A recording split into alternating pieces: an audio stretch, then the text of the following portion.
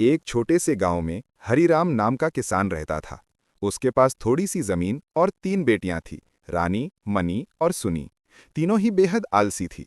सुबह देर से उठतीं, घर का काम टालतीं और दिन भर हंसी मजाक में समय बितातीं। हरिराम रोज समझाता, बेटियों, मेहनत किए बिना जीवन नहीं चलता। कल की चिंता आज करनी पड़ती है। लेकिन तीनों हंसकर कहतीं, अरे बाबा, जब वक्त आएगा तब देख लेंगे। एक दिन गांव में ये खबर फैली कि राजा के यहाँ काम करने वाली नौकरानियां बीमार हो गई हैं। राजा ने ऐलान किया, जो कोई मेरी मदद करेगा और महल का काम संभालेगा, उसे इनाम मिलेगा। हरिराम ने सोचा, ये अच्छा मौका है बेटियों को काम की कीमत समझाने का। वो तीनों को राजा के दरबार भेज देता है। महल पहुंचते ही काम शुरू हुआ।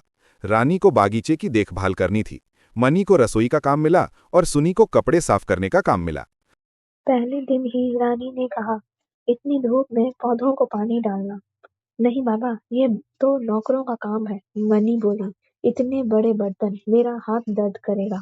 और सुनी ने कहा, कपड़े इतने सारे, मैं तो बस आधे ही धो दूंगी। तीनों ने काम आधा अधूरा किया और जाकर आराम करने लगी। जब राजा निरीक्षण करने आया तो गुस्से से बोला, ये क्या हाल बना रखा है। बगीचे में पौधे मुरझा गए, रसोई में खाना अधपका और कपड़े आधे गंदे। तीनों घबराई और बोली, हमसे गलती हो गई महाराज। राजा ने कहा, जो मेहनत नहीं करता उसे इनाम नहीं, सजा मिलती है। और तीनों को महल से निकाल दिया गया। शर्मिंदा होकर वे रोती हुई घर लौटी।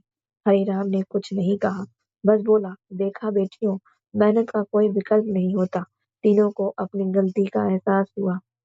अगले दिन ही उन्होंने घर का सारा काम खुद संभाल लिया। बर्तन, खाना, खेती सब मेहनत से करने लगी। धीरे धीरे उनका घर संवर गया, खेत हरे भरे हो गए। एक दिन राजा फिर उस गांव से गुजरा और हरिराम के खेत देख दंग रह गया। उसने पूछा, इतनी उन्नति कैसे हुई। हरिराम मुस्कुराया और बोला, मेरी आलसी बेटियां अब मेहनत की मिसाल बन गई है। राजा खुश होकर बोला, अब तुम जैसी बेटियों की जरूरत हर महल में हो।